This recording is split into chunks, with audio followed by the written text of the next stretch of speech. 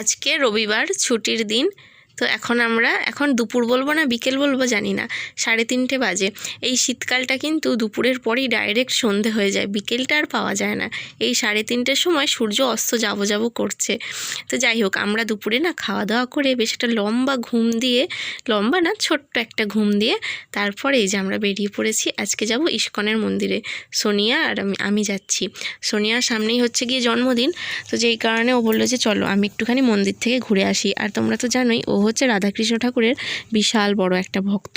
তো দেখো আমরা কিছুটা হেঁটে এসেই টোটোতে উঠে পড়েছি। আজকে কিন্তু আয়ুষকে নিয়ে আসিনি, কেননা ও ঘুমিয়ে পড়েছে, আর ও ঘুমিয়েছে বেশিক্ষণ হয়নি, কাঁচা ঘুমে ওকে আর তুলতে পারলাম না, যেই কারণে ওকে রেখেই এলাম। ওর বাবার কাছেই রয়েছে, ঘুমাচ্ছে। আর আমি আর সোনিয়া বেরিয়ে পড়লাম। তবে ওখানে ঢোকার মুখে একটু অসুবিধা হয়েছিল, প্রচণ্ড জ্যাম ছিল। আর বেরোনোর সময় তো আরও বেশি জ্যাম ছিল। কী ঘটনা ঘটেছিল তোমাদেরকে সবটাই বলবো, তো আজকের ভিডিওটা দেখতে থাকো। আজকে সকাল থেকে সেরকম কিছুই করিনি। সকালে ভাত আর সোয়াবিনের তরকারি রান্না করেছিলাম, আর গতকালে রাইস ছিল, পায়েস ছিল, চাটনি অনেক কিছু ছিল। সেগুলো দুপুরে খেয়ে দিয়ে সারাটা দিনই বলতে গেলে রেস্ট নিয়েছি।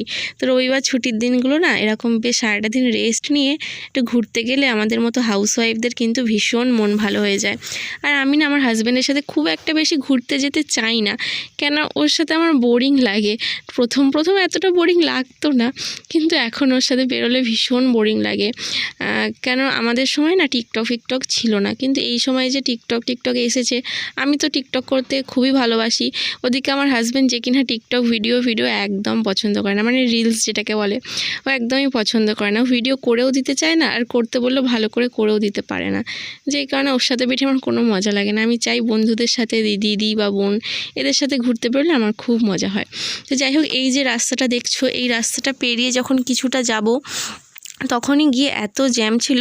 যাই হোক, আমরা কোনো মতে সাইড কাটি আমরা ভেতরে ঢুকে গেছি, কিন্তু ভেতর থেকে যখন বেরিয়ে বাড়ি যাওয়ার সময় তখন বুঝতে পারিনি, তখন তো আরও বেশি জ্যাম ছিল। তখন তো কোনোভাবেই রাস্তা থেকে আমরা এগোতে পারছিলাম না। গাড়ি, টোটো, 4 চাকা গাড়ি ছিল, লরি ছিল, সাইকেল, বাইক, সমস্ত কিছুর একটা বড় সড়ো জ্যাম ছিল।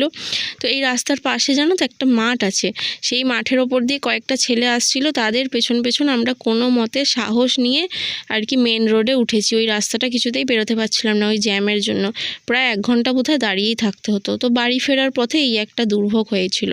কোনো মতে আমরা ওই মেন রোডে উঠেছিলাম, আমি আর সোনিয়া। আর সেই মাঠটা দিয়ে কোনো মেয়ে যাচ্ছিল না, সব ছেলেরাই ছিল। তো কোনোভাবে আর কি আমরা ফোনে টর্চ জ্বালিয়ে গিয়েছিলাম। যাই হোক, তো যাওয়ার সময় একটুখানি প্রবলেমে পড়ে গেছিলাম, বাকি সব ঠিকই ছিল। তো আমরা এখানে দেখো, এই যে ইস্কন ঠাকুর এখানে টিপ পরাচ্ছিলেন যিনি, তো ওনার মানে তিলক আর কি, তো ওনার থেকে একটু তিলক নিয়ে নিলাম। বেশ ভালো লাগছে, আমি এই তিলকটা প্রথমবার পরলাম। তো তোমরাই জানিও কেমন লাগছে। আর এখানে এই যে এইটাকে কি বলে আমি ঠিক জানি না, তো যাই হোক এইটার ওপর দিয়ে হাঁটতে হয় সবাই বলে। তো এখান দিয়েও হাঁটলাম, বেশ ভালো লাগলো। এখানে দাঁড়িয়ে কয়েকটা ফটো তুলেছি, রিলসও কয়েকটা করেছি। রিলসগুলো সব সোনিয়ার কাছে রয়েছে, আমি ইউটিউবে পরে আপলোড করে দেবো। তো এরপরে আমরা মন্দিরের ভেতরে গেছিলাম, ওখানে ঠাকুরের নাম সংকীর্তন হচ্ছিল, আমরা শুনছিলাম। আর তারপরে এই বাইরেটাও এসে কিছুক্ষণ ঘুরলাম, আর তারপর নিচে গিয়ে দেখলাম একটু ঠাকুরের খিচুড়ি ভোগ দিচ্ছিল, খিচুড়ি ভোগও খেয়েছিলাম। তারপর আমরা বাড়ি ফিরে গেছিলাম। আর আয়ুষকে নিয়ে আসিনি বলে আর একটু আমরা তাড়াতাড়ি চলে গেলাম, কেননা ও ঘুম থেকে উঠে পড়লে আবার আমাকে না দেখতে পেয়ে কান্নাকাটি জুড়ে দেবে। তাছাড়া বাকি সব ঠিক ছিল। আর এখানে দেখো, এই যে এই রাস্তাটা দিয়ে আমরা যাচ্ছি, মানে এই ওপরটা দিয়ে, এটা রাস্তা নয়, যাই হোক, তো এই জায়গাটা তো ভীষণ ভালো লাগে। আর এর পাশের যে জায়গাটা, সেখানে এখন দেখছি একটা নতুন স্কুল তৈরি হয়েছে, একটা ইংলিশ মিডিয়াম বেশ বড়সড় একটা স্কুল তৈরি হয়েছে, ওই দেখো। তো ওইখানে না আগে একটা লেক টাইপের ছিল, যেই লেকটায় কিন্তু আমরা আগে বোটিং করতে আসতাম। আমার হাজব্যান্ডের সাথে প্রচুর এসেছি বোটিং করতে। তাছাড়া আমার দিদির মেয়েরা এলে, আমার ননদের মেয়ে এলে, ওদেরকেও নিয়ে আসতাম। তখন আমার ছেলে হয়নি, তখন একটা টাইম প্রচুর আসতাম, এসে বোটিং করতাম। তখন আমার বয়সটাও কম ছিল, তো ভীষণ আনন্দ করতাম, ভীষণ ভালোও লাগতো। তো এখন হচ্ছে ঘড়িতে 8টা বাজতেই চললো।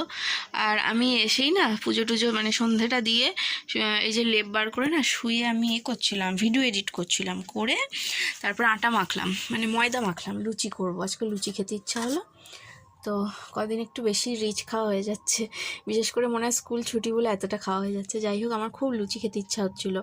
ময়দাটা মেখে রেস্ট দিয়ে আমি মানে ঢাকা দিয়ে আমি এইগুলো কেটে নিয়েছি, আলু দিয়ে, ফুলকপি দিয়ে, ধনেপাতা, কাঁচা লঙ্কা দিয়ে একটা চচ্চড়ি মতো করবো 5 ফোড়ন দিয়ে। তো চলো আগে আমি লুচিটা করে ফেলবো।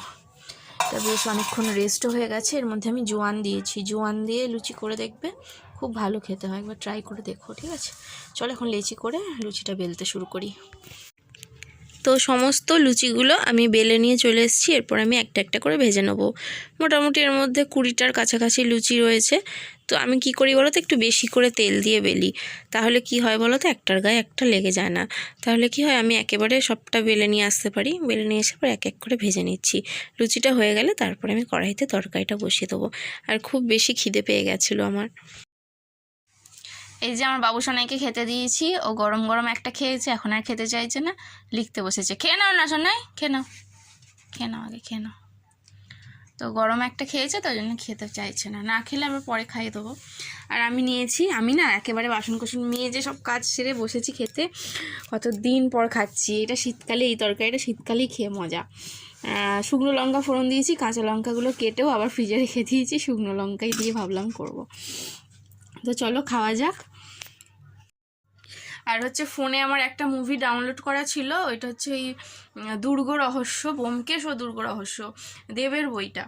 তো ওইটা আমার হাফ দেখা হয়েছে, হাফ দেখা হয়নি। আজকে পুরো হাফটা দেখবো, খাবো, খেয়ে হাত ধোবো, আর কোনো কাজ না, লেপের ভেতর ঢুকে বাকি মুভিটা দেখবো। আমার খুব মজা হচ্ছে আজকে। তো আজকে দিনটা খুব ভালো কেটেছে। 2 দিন আগে মন খারাপ ছিল, কিন্তু এখন আমার খুব ভালো লাগছে, ঠিক আছে? আর পছন্দের খাবার রান্না করেছে আজকে, খুব স্পেশাল লাগছে। এখন সময় হচ্ছে 8:45। তো চলো খেয়ে নিই।